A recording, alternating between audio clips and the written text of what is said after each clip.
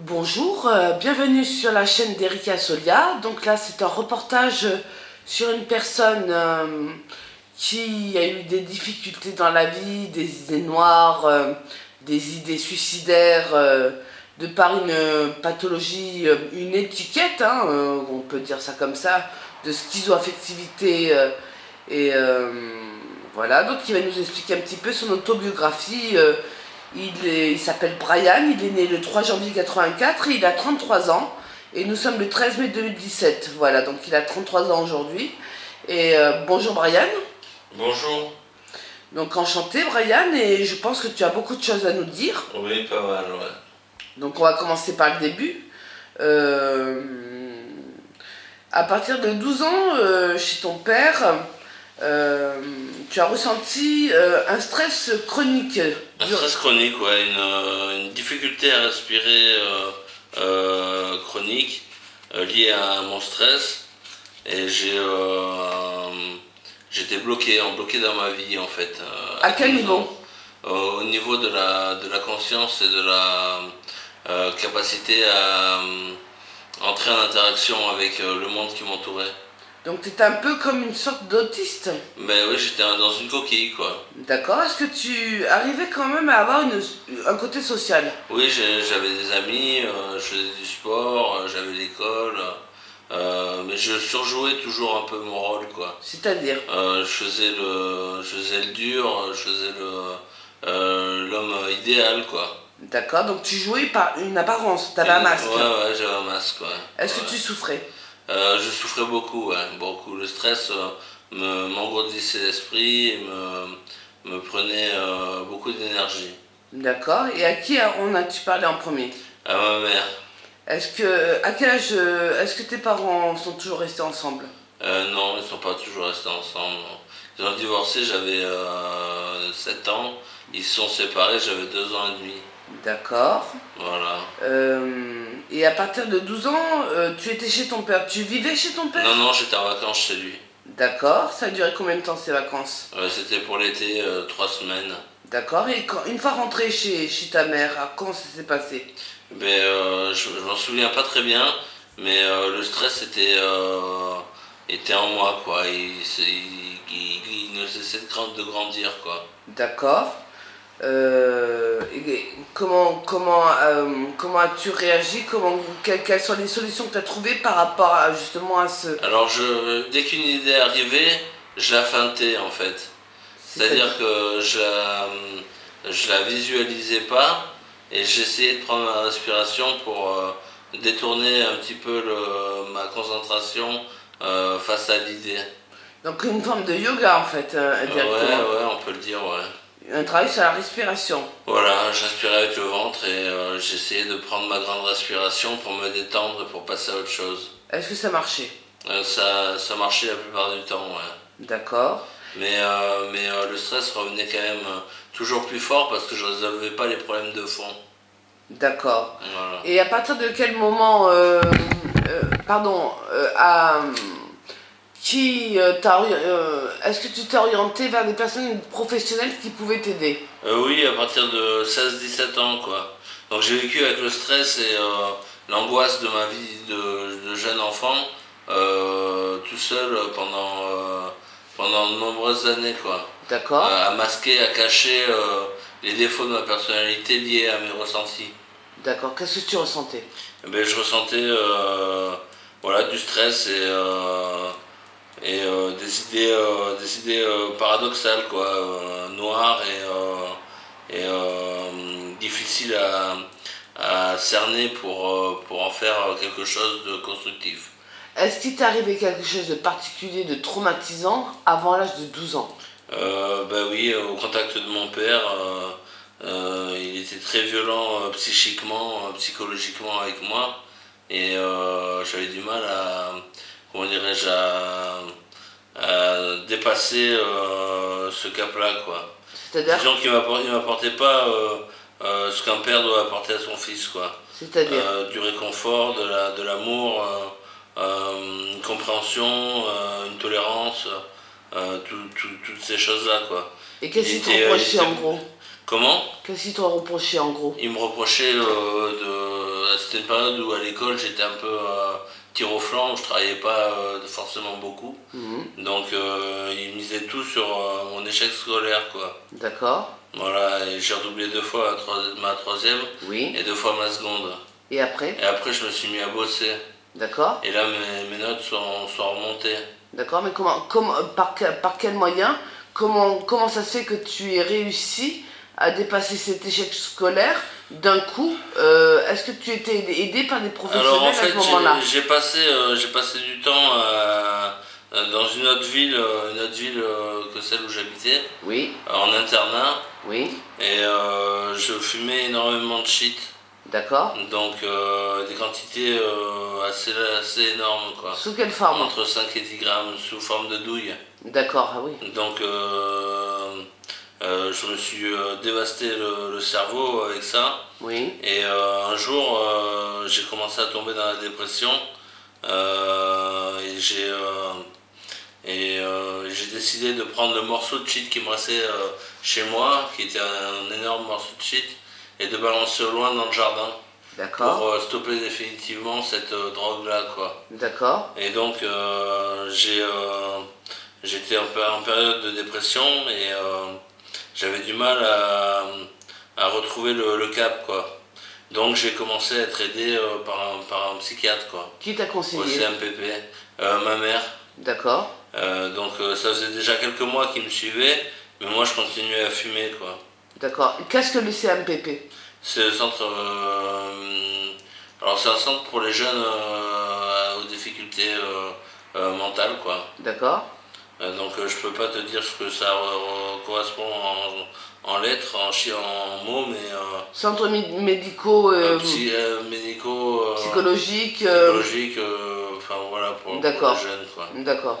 Voilà. Est-ce que ça existe dans toutes les villes? Je sais pas, dans les grandes villes, ouais. D'accord. Hum. Bon, très bien. Donc tu as été suivi donc à partir de quel âge? J'ai été suivi à partir de 17 ans. D'accord. Voilà. Et est-ce que ça a été difficile d'arrêter le cannabis? Ça a été très dur, ouais. C'est une période très difficile, ouais.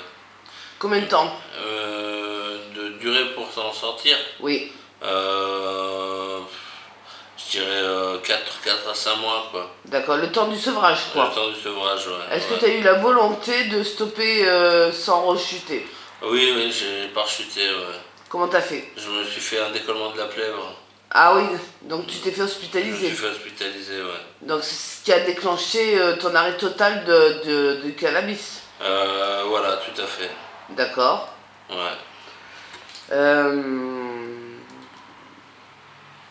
Je vois que aujourd'hui tu as un traitement. Oui, j'ai un traitement, ouais. Pour quelle pathologie? Pour la schizoaffectivité. Alors qu'est-ce que la schizoaffectivité? C'est un dérèglement de la thymie, système d'humeur lié au cerveau et à la manière de rentrer en empathie ou en affection avec les gens. D'accord, c'est-à-dire trop d'empathie, trop de sensibilité? Ouais, peut-être, ouais. D'accord, est-ce que tu as eu des délires? J'en ai eu, ouais. D'accord. Quel genre de délire? J'entendais des voix et puis je paranoïais, je me créais des personnages, j'avais l'impression d'avoir été envoûté, quoi. D'accord. Et comment t'es-tu sorti de cette période de délire?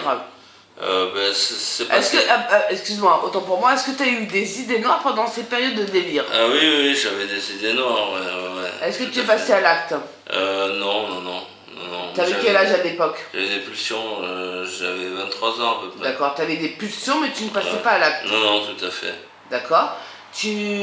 Pour revenir dans le passé, donc au niveau de ta scolarité, donc tu as été en échec en troisième Ouais. et tu t'es repris en main à partir de quelle classe? À partir de ma deuxième seconde. D'accord. Et après, quelle étude tu as eu ton baccalauréat? Ouais, j'ai eu mon bac, ouais, ouais, ouais. Qu'est-ce que tu as fait comme cursus après? Donc j'ai eu un bac ES, ensuite j'ai fait une fac de commerce à Toulouse. Oui. Et j'ai fait ensuite un BTS vente et production touristique et j'ai échoué dans les deux cas. D'accord. Alors j'ai cru comprendre que dans cette période à Toulouse, loin du cocon familial, loin de ta mère, Ouais. tu t'es découvert une certaine part, une certaine sensibilité féminine Ouais, tout à que fait. tu ne soupçonnais Contrôlais pas. pas et que je Voilà. ne contrôlais pas. D'accord, explique-nous un petit peu ce que c'est, Mais c'est la sensation d'avoir un sexe féminin à la place de mon sexe masculin. Mais est-ce que tu es homosexuel, hétérosexuel ou trans? Je peux pas y répondre encore aujourd'hui. D'accord. À 33 ans, j'ai du mal à mettre un mot sur cette question. Est-ce que si je te demandais, est-ce que tu veux changer de sexe, de devenir femme, est-ce que tu me dirais oui ou non? Je te dirais non. D'accord, pourquoi? Parce que c'est trop de contraintes. C'est-à-dire? Il faut en passer par des étapes comme l'hormonothérapie, enfin voilà, le passage devant des psychiatres, des gens compétents pour, comment dirais-je, pour définir ma transsexualité, changement d'identité, de papier d'identité, etc. Trop de contraintes, pas assez d'énergie. Et puis pas une envie folle de me faire couper le sexe masculin, quoi. D'accord. Est-ce que tu as eu déjà des relations avec des hommes? Non, jamais. Donc, tu as eu des relations avec des femmes? Seulement, ouais. Seulement avec des femmes. Ouais. Est-ce que tu es attiré par les hommes? J'ai eu des attirances, mais j'en ai plus. D'accord, depuis quand? J'ai eu une attirance pour un homme au Canada en 2001. T'avais quel âge? J'avais peut-être 18 ans. D'accord. Comment ça s'est passé? J'étais au restaurant, lui était serveur, je le connaissais d'avant puisque c'était le pote d'un copain que s'était fait ma mère au Canada, qui était venu nous visiter en France. Et j'ai eu le cœur qui a battu, la chamade, à son contact, pendant qu'il nous servait, pendant que je le voyais D'accord. agir, je le suivais. Un Mais sentiment en amoureux, fait, quoi. ça, je ressentais normalement pour des femmes, ce D'accord. que j'ai ressenti pour cet homme-là. D'accord. Donc voilà. Comment ça s'est passé? Ça s'est passé un ressenti fort, quoi, une émotion d'amour, quoi. D'accord, mais est-ce qu'il s'est passé quelque chose avec cet homme-là? Non, jamais, non. Non. D'accord. Et dans le passé, est-ce qu'il s'est passé quelque chose dans ton passé de particulier? Est-ce que tu as eu des attouchements ou autre? J'ai vécu. Donc, l'ami de ma mère dont je parlais, là, le Canadien, qui avait lui-même un ami sur lequel j'avais flashé, m'avait invité aux vacances de Pâques en 2001, alors que j'avais 18 ans, chez lui au Canada, pour me faire apprendre l'anglais dans une école anglaise du Québec.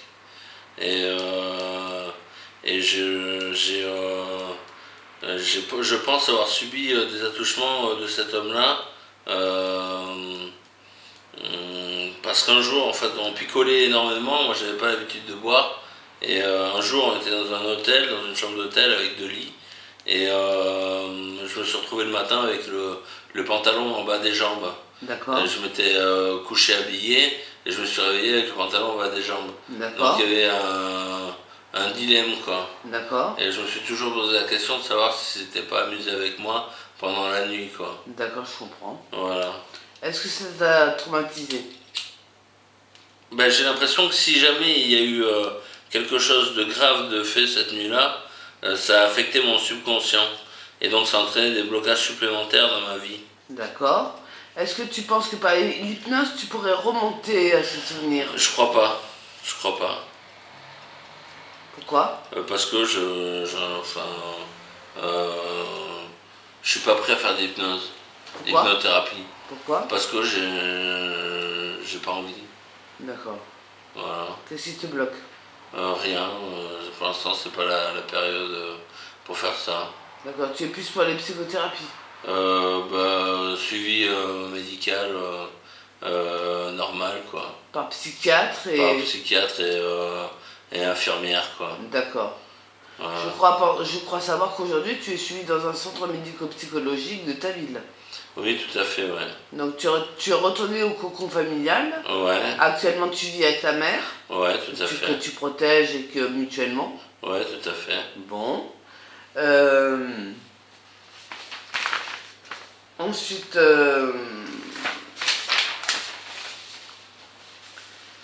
donc, tu as découvert ta facette de féminité quand tu étais en pleine étude À Toulouse, à Toulouse. ouais.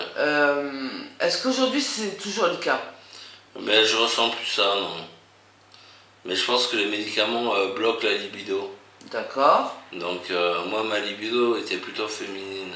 Et tu as un traitement assez fort parce que tu as fait combien de tentatives de suicide? J'en ai fait 3 en peu de temps. En quelle période? Août 2000, non, juin 2016, j'ai tenté de me tailler les veines. Oui. Août 2016, j'ai tenté de me jeter sous un train. Et octobre 2000. C'est-à-dire comment ça s'est passé sous le train? J'étais en gare de Brive, le train arrivait et j'ai sauté sur les rails. Et comment? Et au moment où le train arrivait, en fait. Et qu'est-ce qui s'est Donc passé? il a freiné, il a freiné, il a freiné. Et l'avant du train s'est arrêté à 10 cm de ma tête. Eh ben dis donc, Voilà. d'accord. Et j'ai sauté d'un pont en octobre 2016.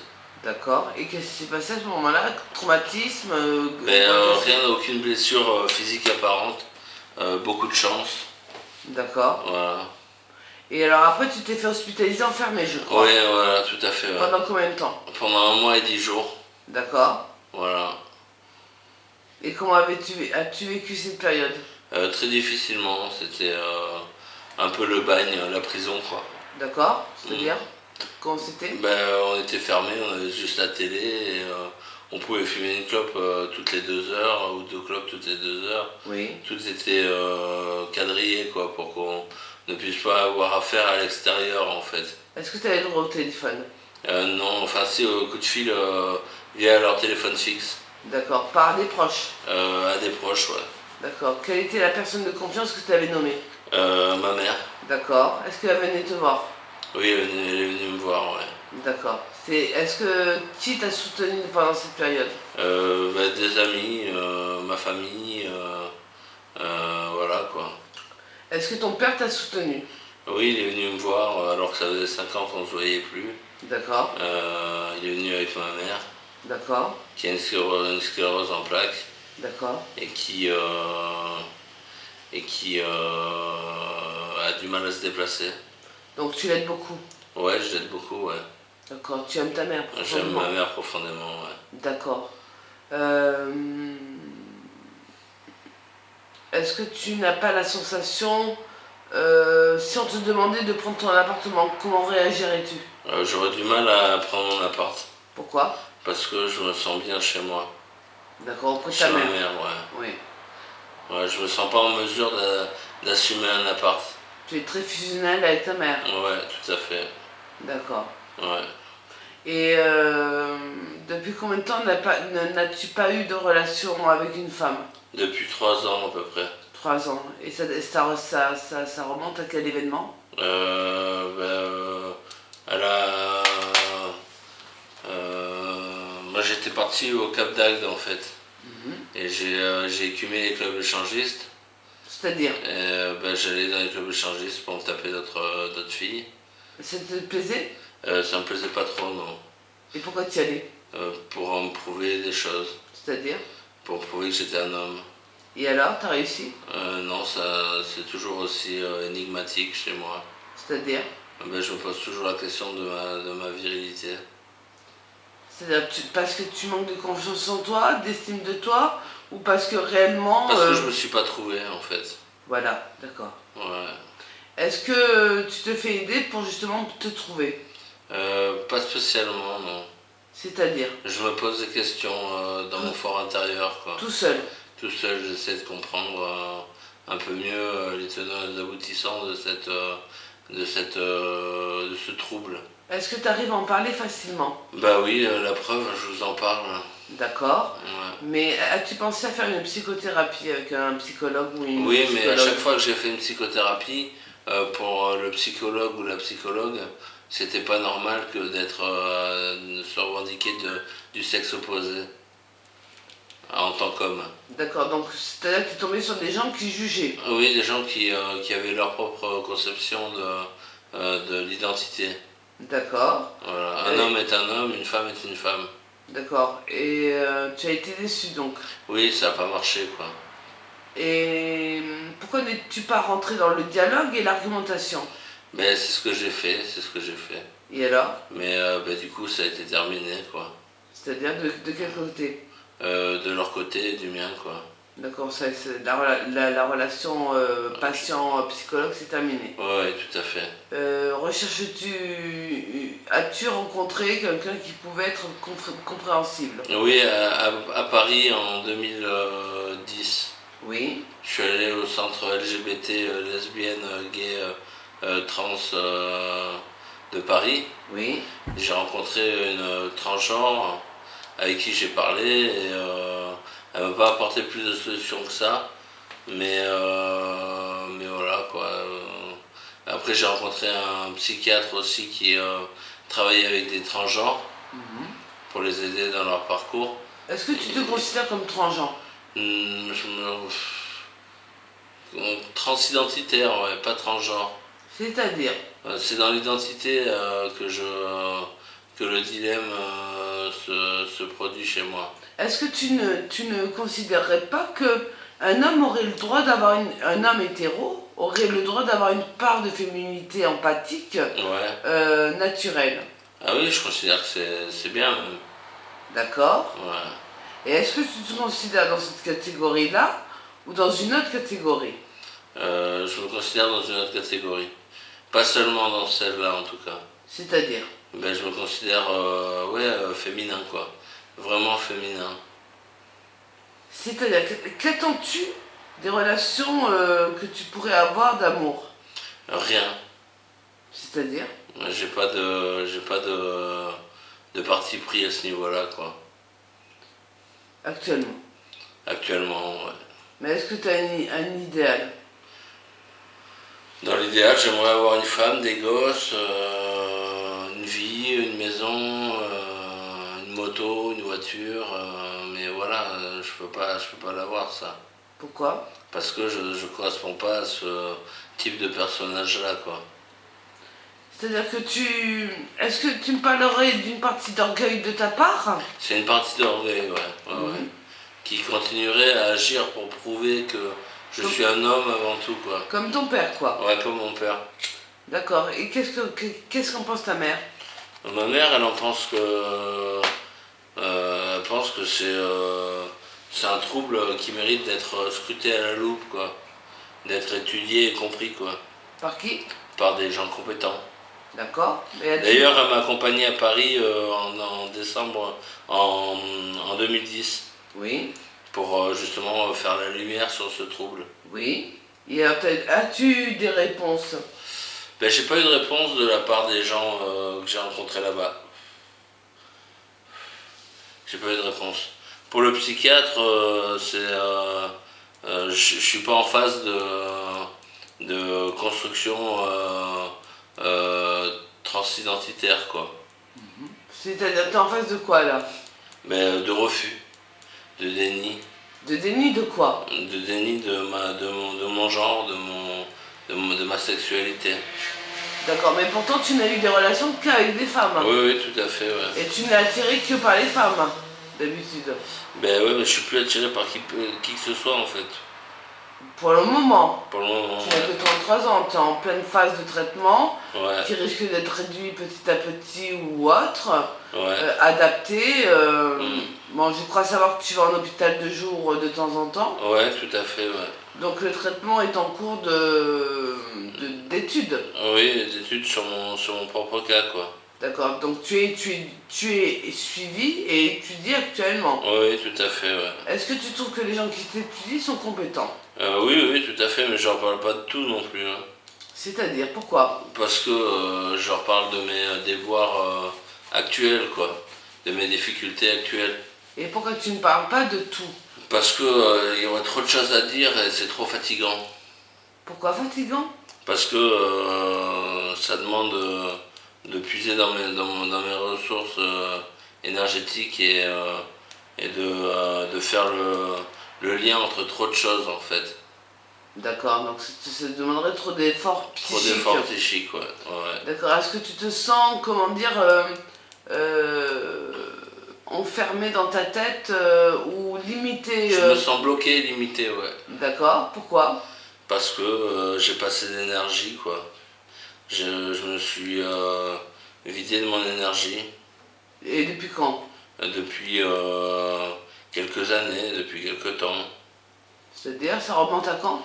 2-3 ans, quoi. D'accord, depuis que tu prends un traitement, quoi. Non, non, je prends mon traitement depuis 2007. D'accord, donc ça va bien au-delà, Ouais, d'accord. ouais, ouais. Donc Mais, depuis 2-3 ans, mais Je me suis perdu, je me suis égaré à la suite d'un arrêt de traitement en 2014. Oui, pourquoi l'arrêt de traitement? Pourquoi? Parce que je voulais en finir avec le traitement, quoi. Je voulais m'en passer. Pourquoi? Tu voulais t'en passer par orgueil, par Pour voir comment j'allais m'en tirer sans médicaments, quoi. D'accord. Voilà. Et alors? Et bien, ça a foiré. C'est-à-dire? Ben, il a fallu que je reprenne un traitement et j'ai vécu ma première hospitalisation en 2014. D'accord. Tu as fait une tentative? Non, non, pas de tentative. Mais tu as décompensé. J'ai décompensé, ouais. D'accord. Bon, et qu'est-ce que tu voudrais dire à tous ceux qui te regardent aujourd'hui sur ton témoignage, sur la schizoaffectivité, la part de féminité, l'ambiguïté de trans, d'hétérosexualité, d'homosexualité, de recherche d'estime de soi, d'identité? Qu'est-ce que tu voudrais leur dire? Ben, je voudrais leur dire que c'est pas facile dans le monde actuel de vraiment répondre à ses instincts premiers, quoi. Alors il y a pour beaucoup de gens une liberté d'expression et d'action, d'expression de soi, mais il y en a pour qui c'est beaucoup plus dur. Et j'ai pas de conseils à donner parce que moi-même je suis touché par ce problème que je n'ai pas fini de régler, mais je voudrais leur dire qu'ils ne lâchent pas, quoi, qu'ils gardent la foi et qu'ils continuent à avancer coûte que coûte dans cette vie aussi difficile soit-elle, quoi. D'accord, mais toujours encadré de professionnels. Voilà, d'être aidé, de se faire aider, Par qui? par des gens, même par des amis, par des gens proches, par la famille s'il y a moyen, par des psychothérapeutes adaptés, Oui. par des gens en compétence qui peuvent entendre et comprendre le dilemme, La contradiction. la contradiction, ouais. Oui, oui. Voilà. D'accord. Donc, qu'est-ce qu'il existe comme centre pour aider le CMP? Quoi d'autre? Les centres basés sur les identités sexuelles, Alors, par exemple? LGBT, les lesbiennes, gays, trans, Oui. à Paris, à Lyon, à Marseille, dans certaines grandes villes, quoi. D'accord. Je pense que on n'est pas pris assez tôt en France en compte dans ce genre de problématique. Qu'est-ce que tu demanderais? Moi, je demanderais qu'on s'adapte au modèle américain, quoi.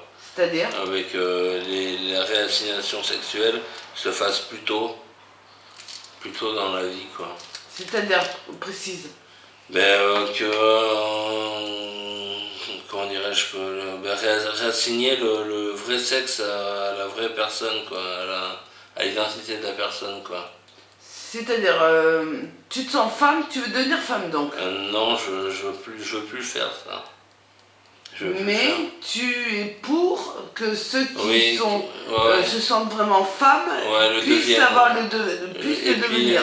Sans être regardé de haut dans la rue, quoi. D'accord. Voilà, qu'il n'y ait pas de moquerie, pas de jugement, pas de choses de cet ordre-là, quoi. D'accord, de la tolérance. De la tolérance, ouais. Je prends de la tolérance pour ce genre de personnes-là, quoi. D'accord. Et voilà. Toi, tu n'aurais vraiment pas envie de devenir femme? Non, c'est pas que c'est trop tard, mais j'ai pas l'énergie suffisante pour mettre en place tous les éléments pour y Mais arriver. Quoi. est-ce que tu serais à l'aise en tant que femme? Non, je serais pas à l'aise en tant que femme. Mais tu es quand même attiré, tu n'es bon. Actuellement, tu me dis que tu n'as plus de libido, ça va revenir. Parce que tu es en train de t'en plein mouvement de traitement, tu es suivi, tu es en hôpital de jour, on est en train de régler ton traitement, petit à petit tu retrouves une vie normale. Déjà tu as retrouvé une vie normale, etc. Mais bon, tu n'as plus de libido, mais ça va revenir. Quand tu étais attiré par les femmes, qu'est-ce que tu regardais? Les fesses, le corps, le visage. Comme un homme, quoi. Comme un homme, ouais. D'accord. Et qu'est-ce que tu aimais que la femme te regarde chez toi? Mon visage, mon corps. Voilà. Ma manière d'être. D'accord, ta sensibilité, Voilà, tout ça. Est-ce que tu arrives à facilement à dialoguer avec une femme? Ça peut aller. C'est-à-dire? À partir du moment où je me dévoile, je suis plus libre de dialoguer avec les gens. Donc tu arrives à, dialoguer, à te livrer facilement? Oui, facilement, ouais. Avec qui par exemple? Avec les gens avec qui j'ai envie de parler, quoi. D'accord. Voilà. Bon, alors, dernière parole aux internautes qui nous regardent, qui souffrent aussi d'identité sexuelle, qui ne savent pas s'ils sont femmes, s'ils sont hommes, ou s'ils sont les deux, et qui souffrent de schizoaffectivité. Est-ce que tu pourrais me dire si l'identité sexuelle est liée à la pathologie de schizoaffectivité? Non, ça, c'est deux choses bien distinctes. C'est-à-dire? Pour moi, schizoaffectivité, c'est une case dans laquelle on te met pour traduire des problématiques psychiques. Oui. Et la transsexualité, c'est autre chose, c'est un état d'être, un état d'identité, quoi. D'accord. Voilà, donc c'est deux choses bien distinctes. Donc c'est plutôt psychologique? C'est Physiologique et psychologique.